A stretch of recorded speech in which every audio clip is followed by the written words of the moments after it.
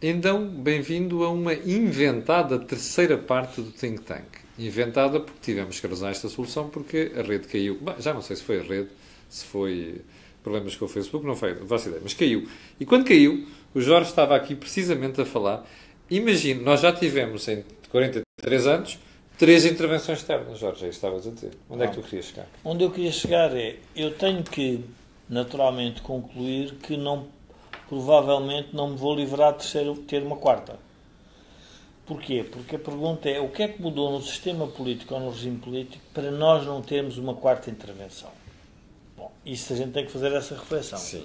Mas onde eu quero chegar é que nós temos vários níveis de reflexão sobre o que está a passar em Portugal, na Europa e no mundo. Mas não nos podemos descolar da realidade. A realidade é que as pessoas, quando veem a sua vida melhorada, não pensam que ela, ou pelo menos querem esconder que ela pode vir a ser pior. Pode vir a deteriorar-se. Pode vir a deteriorar-se. Sim. E, portanto, é natural que a classe política aproveite isso. Não tem nada de mal. Faz parte do exercício da política. Mas o exercício responsável da política não é só esse. É um adicional. É nós sabermos que esta política, seguida desta forma, pode vir a gerar consequências inesperadas na sociedade. E quais são essas consequências inesperadas? São a criação de movimentos políticos populistas, são a criação de situações insustentáveis em vários setores da sociedade, que pode ser nos idosos, o caso, por exemplo, dos jovens. Nós não discutimos na sociedade portuguesa, nós estamos sempre a discutir o tema das pensões e da saúde, porque temos a população envelhecida e esquecemos que há mais de 30% dos jovens que não têm emprego. É verdade. E, portanto, não é uma discussão porque eles são poucos. E isso é bom ou mau? Diz, bom, é o que é. Uhum. Então só estamos a discutir uma parte do problema. Ora, a política não é para discutir interesses e classes, é para discutir o bem comum, o bem público. E essa falha do sistema político que nós estamos a denunciar, independentemente do governo, porque os governos, sim, quando chegam ao governo, têm que governar de acordo com a realidade. Claro. E, portanto, a realidade, às vezes, é que se tem. Jorge, deixa-me só para as pessoas perceberem o que é que tu estás a dizer. Eu vou-lhe dar um exemplo. No ano passado, eu e o Jorge, por motivos que não vêm aqui ao caso, fomos a uma aldeia. Essa aldeia tem 300 habitantes. 290 habitantes dessa aldeia são reformados. Imagine você que a gente tem mais um colapso externo e que nós somos obrigados a cortar nas pensões. Imagine estas pessoas daqui a uns anos estão mais velhas, portanto com mais problemas de saúde, com mais necessidades de acompanhamento, e se nós tivermos de cortar as pensões de 290 pessoas de um total de 300. Veja só o que é que isto significa para a sociedade. É o drama que o Jorge está a falar. Ora bom, e é isso que permite dizer a grande importância da Europa para um país como Portugal. Uhum. Porque a única maneira de dar uma segurança adicional a esses 290 reformados é que haja um sistema europeu de segurança na reforma que proteja esse tipo de situações. Porquê é que um esquema europeu pode ser melhor do que um esquema nacional, neste caso português? É o efeito de escala. Como assim, Joaquim? Nos seguros, a escala é absolutamente decisiva, sim, para viabilizar. Mas é preciso que o seguro esteja a ser bem gerido. Na escala europeia e para resolver os problemas europeus, será seguramente melhor gerido do que no caso português, para proteger a escala dos portugueses, sim, e com as cativações que o governo português utiliza.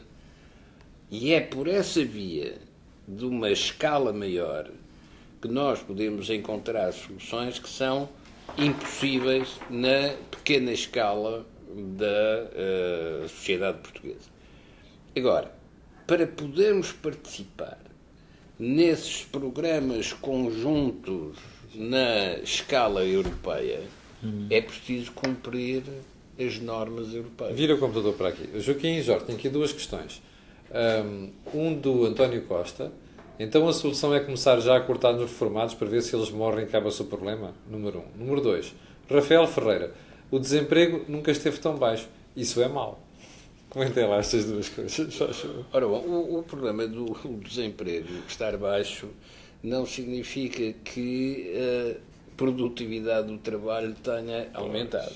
Pois é. Agora, o ponto decisivo é quando o desemprego está baixo, isso significa que o nosso potencial de crescimento está a chegar ao limite. Pois. Porque o crescimento tem a ver com pessoas para serem incorporadas na atividade económica corrente.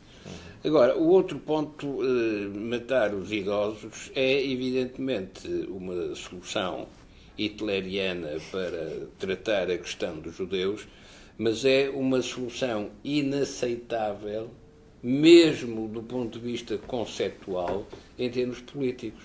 Porque justamente a política é para evitar que esse problema exista. Porque se eu resolvo os problemas de gangrena amputando, de facto, rapidamente ficamos todos anões. Eu então expliquei mal, porque o que eu queria dizer a esse...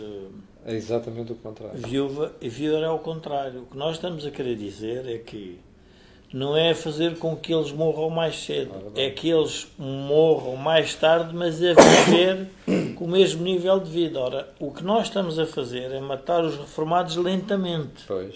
E, portanto, lentamente significa o quê? Que as condições de vida que eles têm vão-se degradando lentamente com a promessa que está a fazer bem. Olha, esse é que é o drama. Exemplo do que o Jorge está a dizer.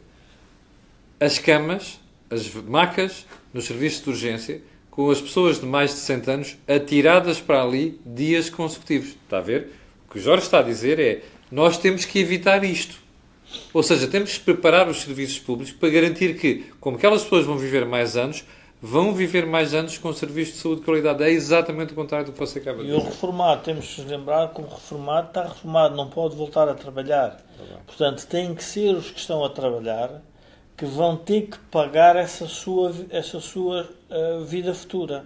Ora, nós temos que arranjar um modelo de solidariedade, mas para isso significa que, como portugueses, temos que trabalhar para pagar a nossa reforma e a dos que não conseguiram acumular para isso. E, portanto, é este momento que a política tem que evitar detenção.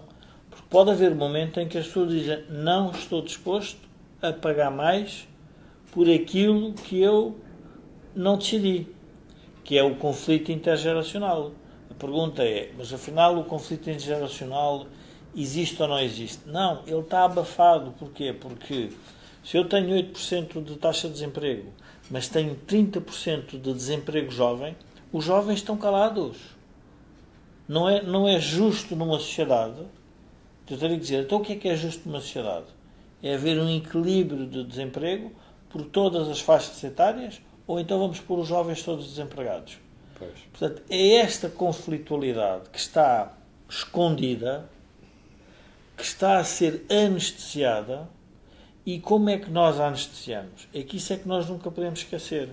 Nós anestesiamos com dívida, que é uma coisa que todos os portugueses, quando acordam de manhã, têm que se lembrar que aquela dívida foi aquilo que fez com que anestesiaram a nossa vida coletiva. E agora, para pagar, vai ser um sofrimento para todos nós. Para os jovens, para os idosos, para os de meia idade, todos nós vamos sofrer por causa disso. Portanto, é o oposto do que está a dizer o espectador. Sim. Vamos voltar à política como articulação de condições para definir possibilidades. A população dos anos 40 ou dos anos 30, na base da qual foram pensados os dispositivos de segurança social, sim, tinha uma configuração que já não existe. Pois. Então, o que é que se faz às pessoas que viviam e vivem nesse regime com base nos anos 40? Têm de continuar a ter esse regime, não se pode agora cortar aquilo que tinha sido prometido. Mas tem é de se pensar o que é que isso significa projetado no futuro. E o projetado no futuro significa a condenação à escravatura da dívida ou a condenação à morte por falta de assistência das gerações seguintes. Só porque não se quer enfrentar o problema que é tipicamente político, quando se alteram as condições, alteram-se as políticas. Era uma coisa que se perguntava ao Keynes, você muda de opinião muitas vezes. Bom, quando mudam os factos, eu tenho que mudar de opinião. Ora, mudam à nossa frente os factos, mas nós continuamos a existir. Mas deixa-me só, já agora, já que já vamos na terceira parte inventada, eu só queria dizer mais quer dizer, corroborar aqui uma ideia. Nenhum partido político vai discutir isto que nós estamos aqui a discutir. Pois, claro. Porque os votos perdem-se. Portanto, é uma impossibilidade técnica um partido político discutir isto. Vai arranjar um conjunto de académicos, de um lado e do outro, para defender teses para esconder o problema. Sim. Porque esconder o problema é sobreviver no status quo.